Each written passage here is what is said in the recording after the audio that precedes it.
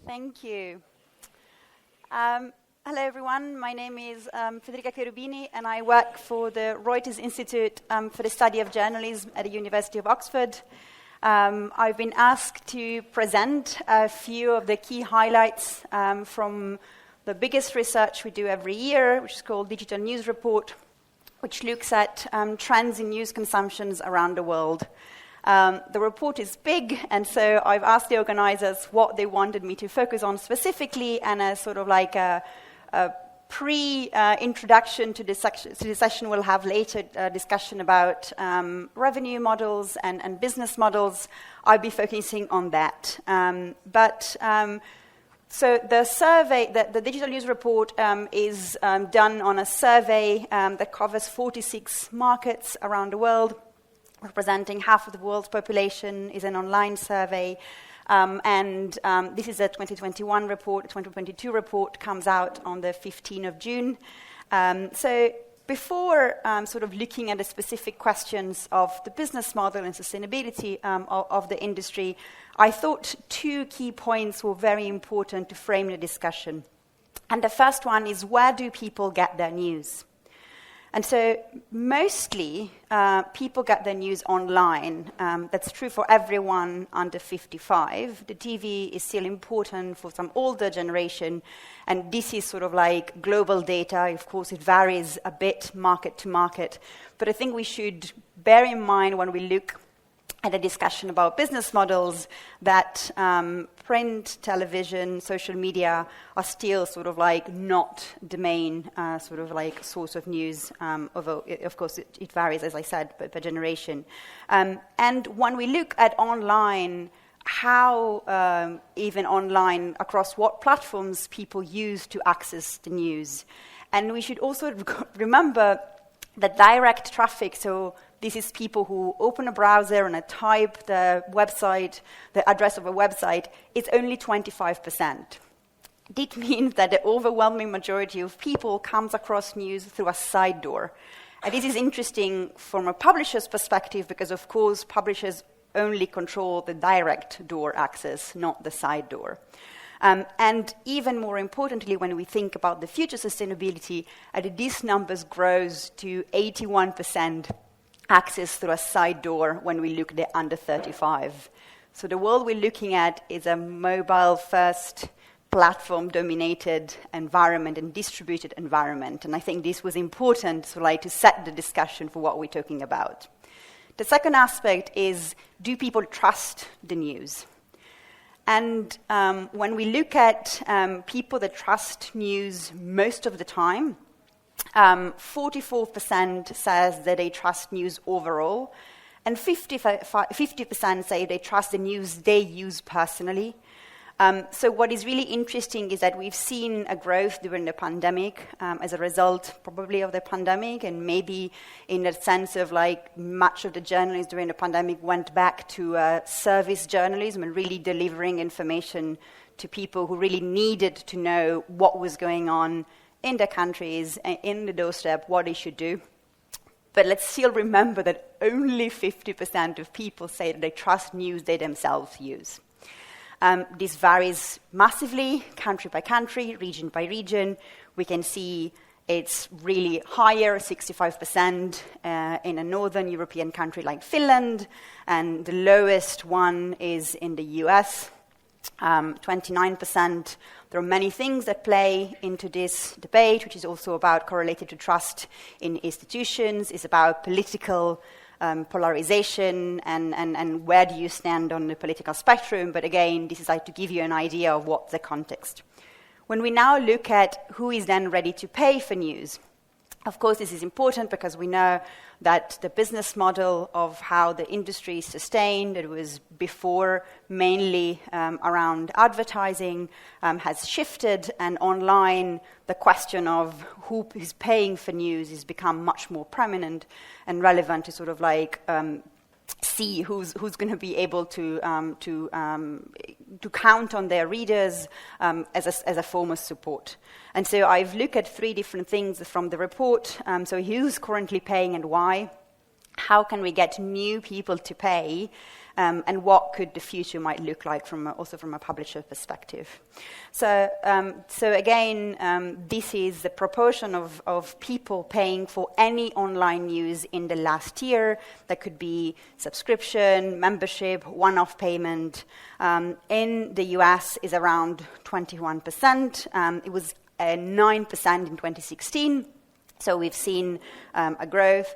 The average is higher in Nordic countries. So again, the word really varies, and there has been some progress, but maybe less progress in other countries. So I put Italy, Spain, France, Germany, for example, in the UK, just to give you an example of how the picture can vary across different countries. And in some countries, it's still quite low in terms of paying for online news.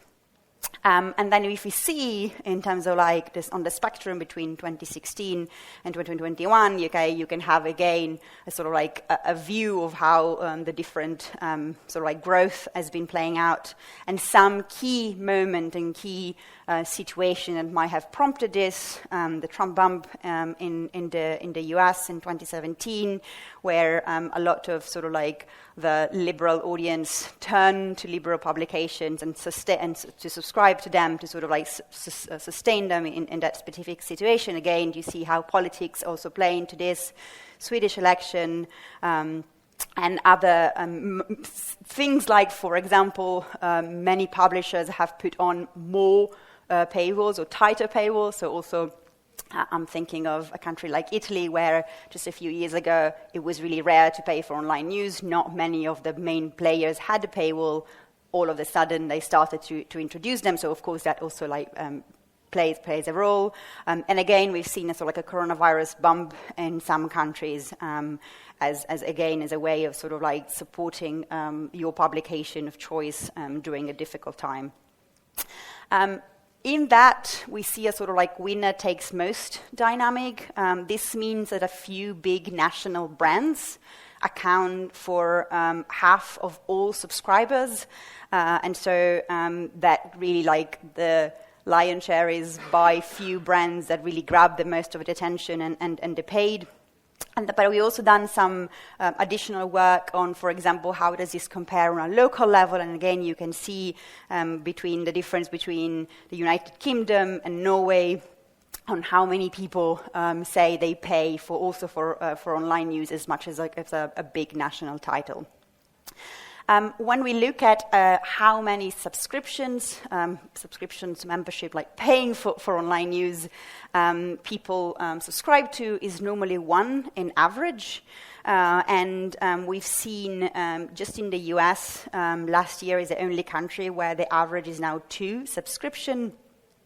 And I think I also wanted to point out, the numbers are a bit small, apologies if you don't see that, but the average age of subscribers that have an ongoing payment is still, is older, let's put it away. And so it's also like another thing to take into consideration, and so this is like the 2 new median number for subscription we can see in the US. When we ask people like why they're taking out more than one subscription, one is value-based. So this is someone in the US subscribed to 9 different publications for a mix of like special offers, cheap deals, or the need to sort of like having different perspectives that maybe is like skewed on the scale. But then also so things like they align with my values. I get special offer and discounts. They provide me with different perspectives, or they give me like a breadth and depth, and so I can combine 2 different publications because of the different service that they give me. More generally, though, when we ask why people subscribe in the first place to online news, the distinctive of the content is really important, the distinctiveness of the content. And so really recognizing quality journalism and something very unique that they might be paying for. Also, a convenience and price point also plays a role. And really the idea of supporting journalism as a mission. And so, again, might be played into some different political contexts, but the idea of wanting to support and really help journalism, in some cases even access to journalism for everyone. Can we then encourage more people to pay if we're looking at sustainability in the future?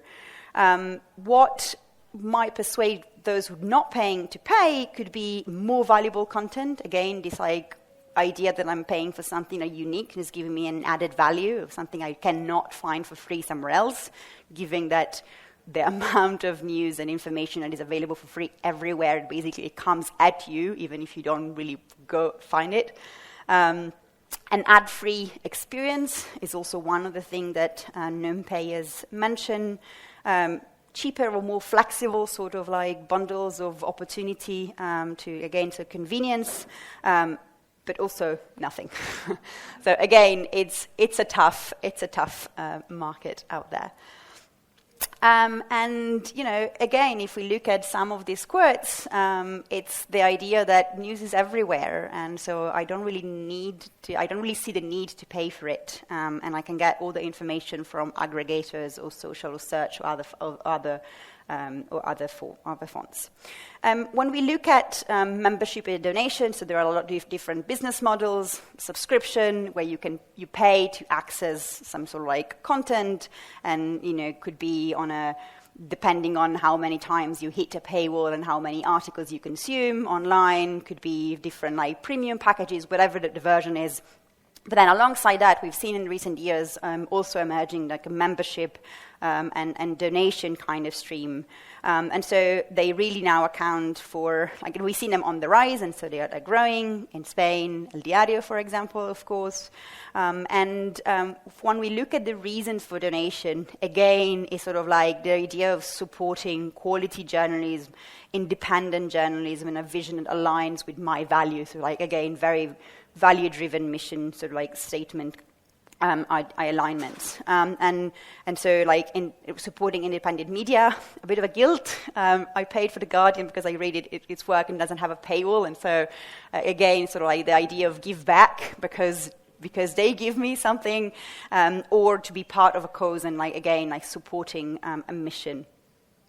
Another thing I think I wanted to mention before closing was, is the public aware of the funding crisis of media? And what do they think? And in fact, there is a very low awareness about the problems that the news industry is going through. And when we look at, for example, other source of support, which could be government support, there is a low sort of support for a government stepping in to help, for example. If we look at a publisher view, what are then publishers thinking about in terms of what kind of strategies and they should invest in to ensure the sustainability of their publication? And it really appears that the future is about diversification and resilience, so putting together different strategies. But now we see 77% in this survey says that subscription or any kind of regular ongoing payment is the majority, but the awareness that you need probably to combine different sources and diversify your revenue stream. So again, very quickly, there is a lot in the report. You can find more on the website. But if we think about that we live in a more digital, mobile, and platform-dominated environment, where trusted news received a bump in 2020, but is still a long-term going downwards, and where some individual brands stand out, and are in some cases highly trusted, but still facing a lot of competition for attention and for also other things that we've been asked to pay for, whether it's Netflix or any other sort of entertainment subscription. Who is then ready to pay for news in this context? And so we've seen an increasing attempts to charge for content. Won't work for all publishers or all consumers, or the same model won't necessarily work for everyone. We'll hear more in the discussion later how does this play out for different publishers specifically. The distinctiveness of the content, a convenience point also, but being aligned values are some of the things that drive most subscriptions. aligned values is also good for attention, but it also opens up, I don't know if we'll be talking about in the panel later, about the idea of like potentially undermining the idea of impartiality. If you stand for something very specific, how does it play out in terms of what the role of journalism is in terms of being impartial? And the biggest challenge is getting new people to pay, and in specifically tough with a young audience that normally wants to access multiple brands, and as we think back at the first slide, also goes through a non-direct access to publication. So how do we intercept the young audiences? How do we persuade them to pay? And donation and micropayments in some cases are helping, but not necessarily will bring up enough income on their own. So again, lots and very quickly through some of these trends. The new report comes out on the 15th of June, and you find more information, including country-by-country data and more like information on our website. Thank you so much.